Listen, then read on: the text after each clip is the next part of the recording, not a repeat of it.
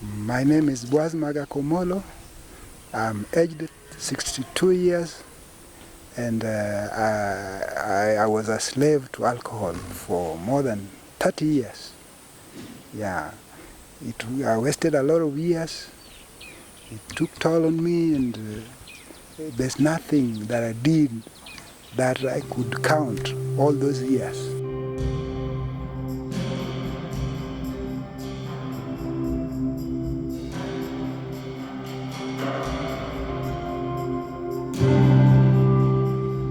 My name is Boaz Magak.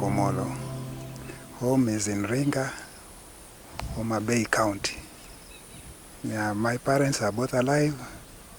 They have 5 boys and 4 girls. Two boys are the late. I started school in 1971. Those days there was no pre-unit and so on. So we went straight to standard 1, and from school we grew. Things were not easy as my parents were poor. Sometimes we could come home, find there's no lunch or nothing sufficient to take, things like that. We used to, things like uniform were not easy to get, but they managed to take us through despite the hardships. My father is a carpenter, although he was not getting enough to sustain all of us, to get us all the needs, all the things that we needed. But the little he got was enough to take us through. My mom didn't have a profession. She was just working in farm to maybe get us what to eat, prepare what we could eat and so on, like maize, planting maize, vegetables, things like that. Yeah, to get us what to eat and so on. I did not repeat any class. I began in standard 1 once 1971. Standard 7 I did what was then called CP. After which 1978 I joined Form 1 in a nearby school where I was a day scholar. I used to go to school, come back, and we were given lunch in school, but in the evening I could go, because it's nearby, I could go to school for preps because it's roughly 500 meters away. So I could go there and come back at around 9 in the evening after preps close. So I was determined to excel just because of the situation I was seeing my parents in. I was really trying to achieve something so as to improve the situation, general situation at home, get something that can uplift their standard of living, considering what I was seeing, what we are going through, so that life could be better. So I was trying as much as I could to at least get out of school, get a job, and try as much as possible to see if their life could change. I did Form 4, after which I didn't proceed. During that time, there was Form 5 and 6, which is what they called high school then. But I didn't proceed to Form 5 simply because I had a sister, a follower, who was qualified to go for secondary. And I had to now create room because father was unable, as I was unable to pay for both of us. So I had to also give a chance to get a little bit of education. My parents are devout Christians. They are Seventh-day Adventists. Each Saturday they make sure they go to church together with us, and at night they could pray for us to have a good life. to have better life, things like that. Ask God to provide us with a good future. I mean, to change the state that we were in. Yeah. So there are Christians up to now. They still pray. They go to church. Like today, she's just come from church, as you can see. After Form 4, I went for job seeking. And at the same time, I was doing interviews. Like during that time, I qualified to go for TTC. I did interviews, but although I had the qualification, but I never succeeded in getting an opportunity to join a college. Yeah. So it went like that. I was now working here and there, doing any kind of work that could get me some small amount of money, whatever it is, yeah, to sustain me and maybe get a little to send to my parents. Now that I was looking for a job and at the same time doing interviews and nothing was coming out of them, I sort of got desperate. I was now seeing the hope of maybe getting a job and doing what I wanted to improve the status of my parents. I was now seeing things slipping between my fingers, sort of. So I became somehow desperate. And then now I could find myself starting to take alcohol, smoking, things like that.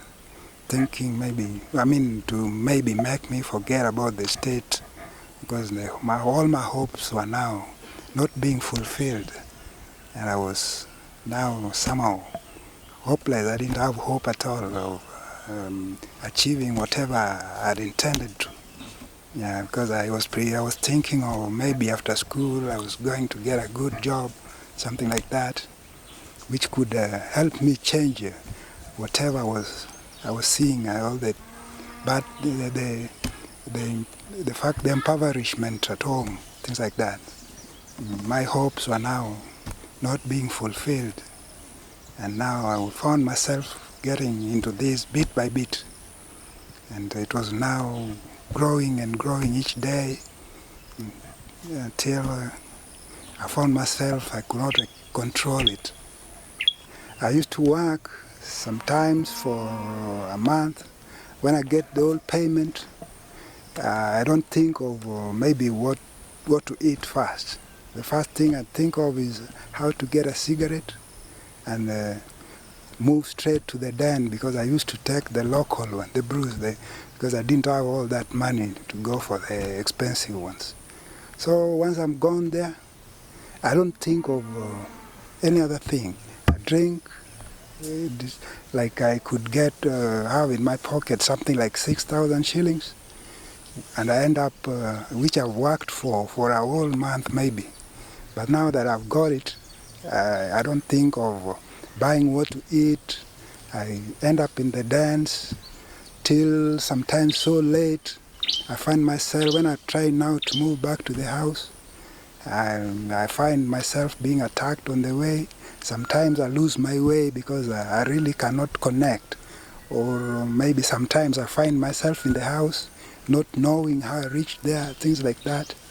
Risking, sometimes I wake up, find myself with several injuries, which I don't know how I sustained, things like that. So it was a very bad situation, and you wake up, you touch your pocket, you find nothing, all the money is gone. And despite all that, next time you get money again, you continue like that, a whole year, another year, several years, not able to change. And although you want to quit, but you hardly cannot, because due to addiction, let's say, it controls you. You don't control it. It's the one controlling you. You get all the money, you dump it there. Yeah. So it got so bad, I was now not thinking of the objectives. My parents, although I was thinking about them, but the more I think about them, the more I drink, because I tell myself I'm not delivering anything. And the more that gets into me, the more I drink, and so on. You see, I was now out of control, and that's why I was trying as much as possible to drink every time I get money. The alcohol was sort of a necessity. It's what I now take, and not doing anything with it. I eat less and so on. My health deteriorated and so on. I could have abdominal pains, coughing due to excessive smoking, things like that.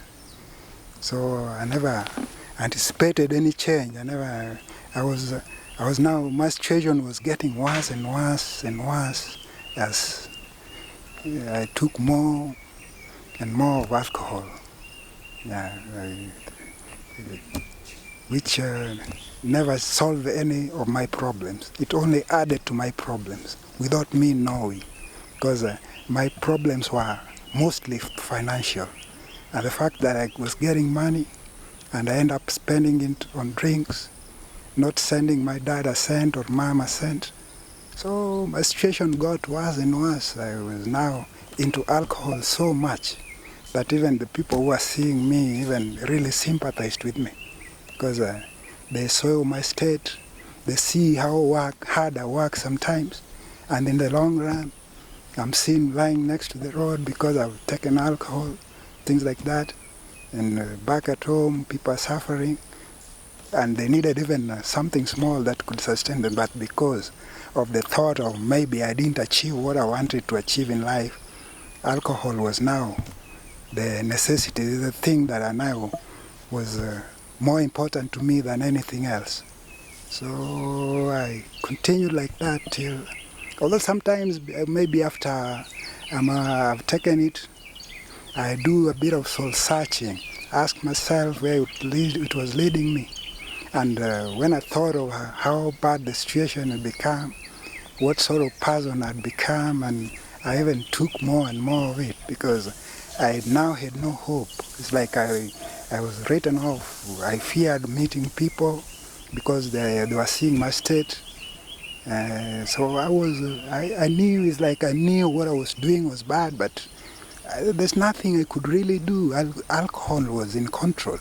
Cigarette, I could not miss. I could wake up sometimes at 3:30 at night to go and look for cigarette, as there were those people, neighbors who used to sell. So it went on like that. Inwardly, I was cursing myself, but I could not really come out of it. I had no help. There's nothing I could do, because each time I wake up in the morning and I find some money in my pocket that had survived the previous day, the first thing I think of is returning to the den. Continue like that, meet friends there, who also sometimes buy you, because you find yourself going there each time. When you don't have money is when maybe you can go to do some work. So you find yourself so enslaved. It's the only thing. You meet the guys there, you take it, and that circle is endless. No improvement, but every time you sober up a bit, you think of your situation, you don't have clothes to put on, you don't have shoes or nothing like. Yet the little money you get can, if you maybe make good use of it, can get you all those. But now that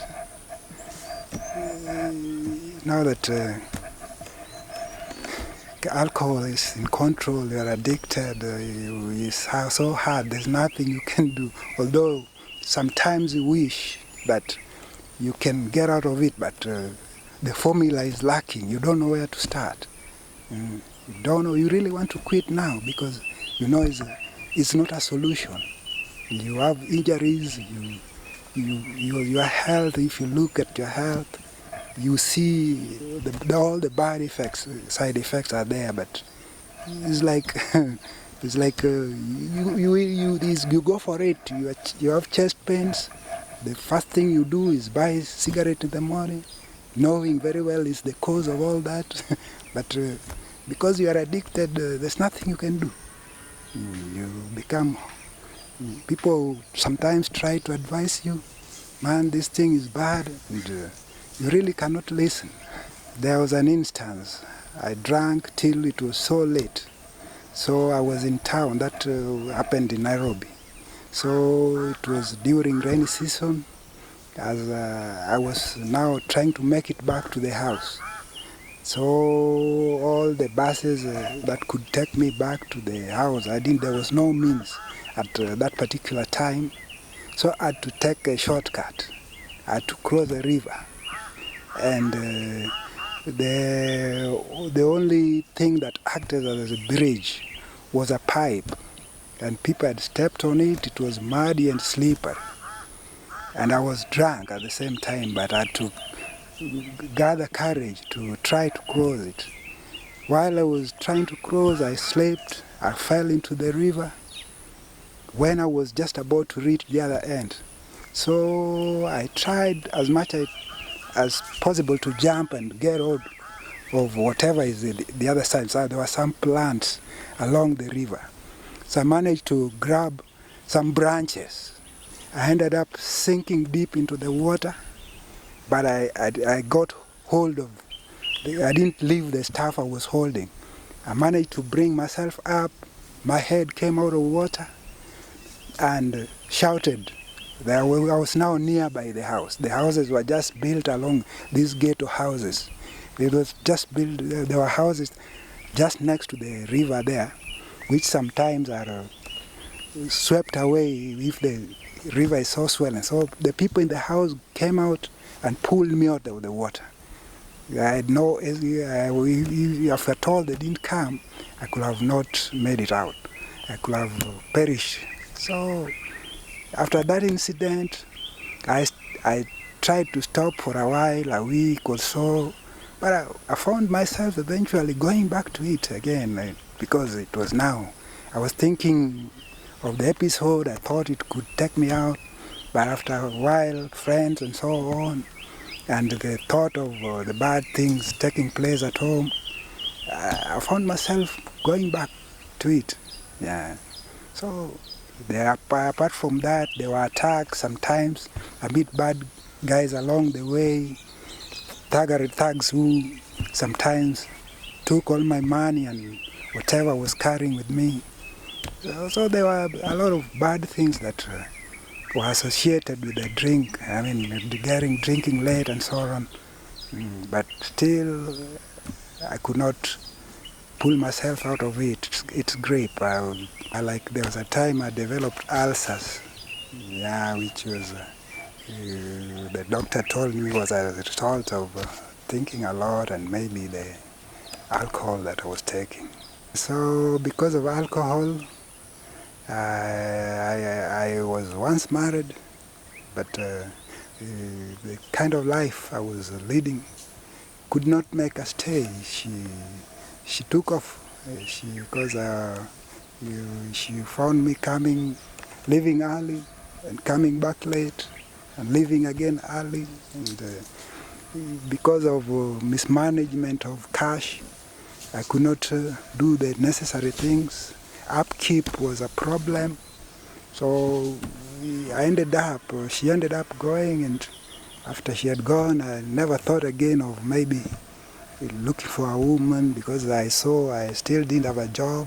I was drinking, so it went on like that for several years. It's like now the situation got worse. Unlike the time she was around, I could maybe go to the house, think about her and go to the house, but the extent to which I drank was just too much. She could not cope up. So she went away.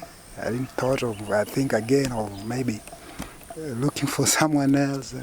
Continue like that. So it devastated my life. It ruined me in that way. There's nothing I could do about it. And life went on like that, drinking, not thinking of what to do that is helpful. Yeah. So I was out there for long. And when I at last came back home, there was a lot of anticipation. People at home, maybe, although they were longing to see you, but I came back not with anything that could change anything. I came out to say, let's say, in fact, bare-handed. I didn't have much to give them. I just came back having achieved nothing out there, as all I was getting ended up in drinks and so on with friends and so on. So all the anticipations, all the good things that may be expected to happen now that I was back was simply not there.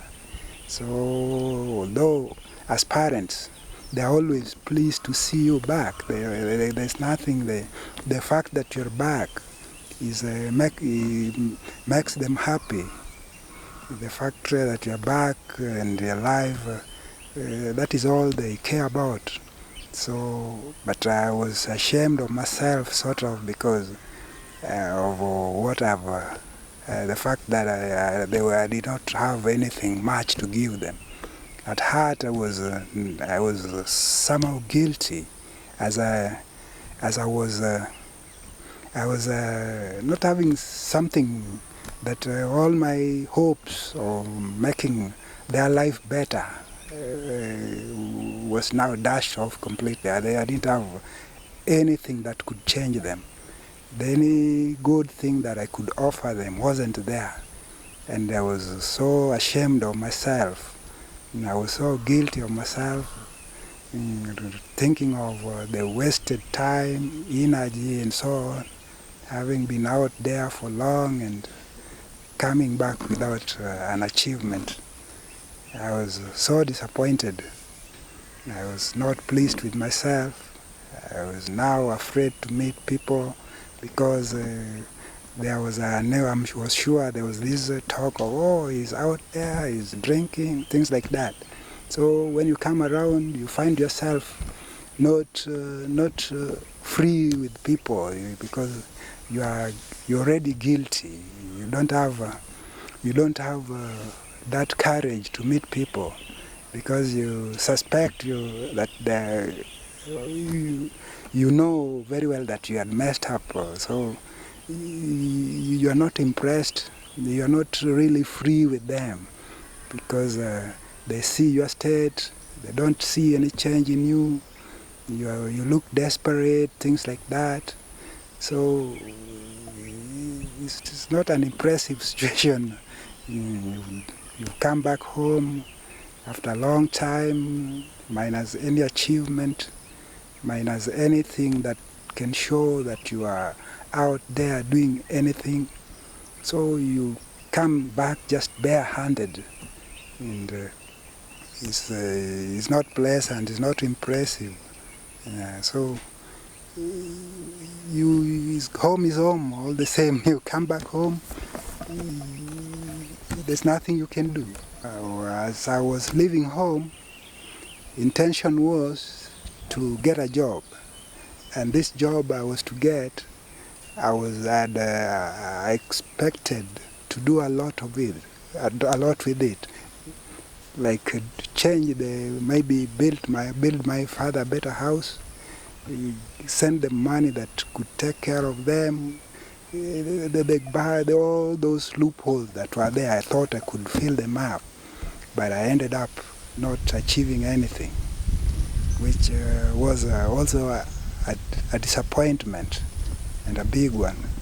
So when I came back from town, I continued drinking with the people I met around till the time there was a funeral at home. Then a cousin of mine came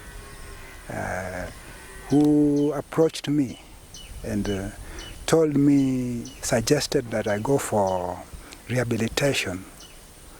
And the fact that I had also been doing soul searching, I was thinking of quitting, but I could not. So I told her that was a good idea. And I told her that the fact that she was concerned injected into me a lot of energy. And I told her that from the time she talked to me, I had the heart to quit even before reaching the rehabilitation. So she insisted that I go to the rehabilitation, which I did.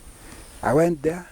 The people in charge there, the first time I arrived, maybe wanted to give me injections to take so as to sleep, but I told them no, I wanted to live a normal life. I wanted to sleep normally. I took 3 months there, but I told them in advance that I may have come here, but before I can get any you can tell me what to do to leave alcohol, I've already made up my mind.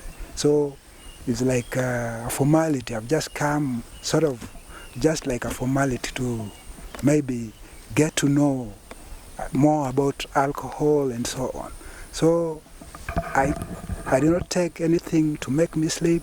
I was sleeping normally, and every time reminding me that I'll not relapse, I'll not go back to drinking. And that is how I stopped both smoking and drinking the same day. I took the 3 months.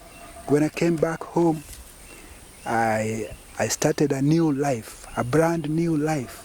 I could do manual jobs. The little money that I was getting was not little as such, because I could now put it to good use. The results were there. My parents were now happy with me, the people around. I could now talk to people and so on. Life had suddenly changed for the better, because my time was not wasted. Each time I wake up in the morning, I have something to do. I always have a program.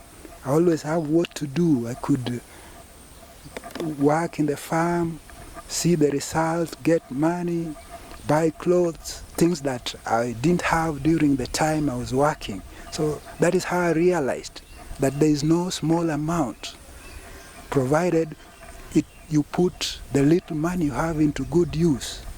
I found my life improving. The coughing and the abdominal pains that I used to have all went. I was now living a normal life. Each day I was impressed. I look forward to another day to do better things, to improve and expand. Maybe the things I've planted, I plant more each day till there is more that can be used at home and extras to sell. Because I was now not spending a whole day like was the case before. During the time I was drinking, I could wake up in the morning, go out there, take a whole day, come back at night, not eating anything, not doing anything. So life changed. I'm so impressed. Whatever I've put up is now motivating me. I can see a lot of hope. I can now see a lot of change in me. If I look around, I'm impressed with what I see around, because there are things that can sustain, and I'm each time think of making them better and better. And I now don't have the anxiety like I had before. I only think about how to improve the situation each time, and I already see that. I'm so optimistic. I'm so optimistic. I have a lot of hope. I'm so settled in mind. I am now sure of achieving more and more, because I'm programmed. The little I get, I make sure it's put to good use, and life is now better. I'm so impressed, and I'm so grateful to what my cousin initiated. Just that talk alone injected a lot of energy into me, that of quitting, because even before she talked, I'd been doing soul searching. I'd been asking myself if alcohol was really leading me somewhere, and I saw it wasn't. So that is how I ended up quitting, and I don't think of relapsing in all my life. Yeah, I have no intention. Like now, they are friends of mine. I talked even to one of them who ended up quitting at all simply because he also promised to emulate my example. He's now taken more than 2 years not taking, and I really appreciate that. We meet, I visit him every now and then. We advise one another on the good thing, what to plant around when the rains come, things like that. So life has got better. I don't. I have a lot of hope. I'm sure I can achieve anything. The little, what maybe somebody see as little, is so big to me because I'm thinking of making it better each time. Because I don't have the time to waste to go to the dance, maybe to drink. That is no longer. Each day I make good use of my time. Each day, whatever I get out of what I've planted, I make good use of. I find my life has changed. I used to maybe wash a shirt, wait for it to dry up and put it on. Now I've got several till I can even give others who don't have shirt. So I now wish I'd begun doing this before, but it's not too late. I really don't dwell on that bad past or what I'd gone through. I dwell on what I can do now that can make the situation better, that can improve. Like now I've got my parents, all parents, they're here. The little, I make sure what I have can sustain them. I make sure they don't lack anything, like what to eat. They cannot lack it because I'm playing what I'm putting on the ground, plants, for example, vegetables, bananas, maize, etc. So life has, to some extent, got better, and I'm so impressed with that. As for alcohol, I dumped it. No going back, no looking back. And so right now, my former colleagues, every time I meet them, I tell them, now look, you're messing up your life. I used to mess up mine, but what I'm going through now is so sweet. Look, I can have some money in my pocket when I wake up in the morning. When I go back home, there's this and this to see that is impressing me. My bananas, I inspect them, there's everything. So I'm not worried about tomorrow. I'm not worried about what to eat. So I'm so impressed with the fact that I'm now past that. I'm no longer in the captive of addiction. I'm no longer captive of addiction. I've kicked it all out, and I'm so impressed. Yeah, I'm so impressed with the fact that I'm no longer taking it, and I'll not experiment anytime because I already know what is involved, what is in it. There's never a time I'll say, oh, I've stopped for several years, let me test this. It is all smoke. No, I told myself those days, it is not oxygen that I breathe, and it's not food that I eat. So it can only harm my health, and therefore it's something I can do without. Yeah, and I've made up my mind to do without it. I don't even think, right now, I don't even count how many years I've taken before taking, because it's irrelevant. I don't think about going back, so I don't want even to count the years. It's not necessary. It's my past, and I want to continue with the good things that I'm doing right now.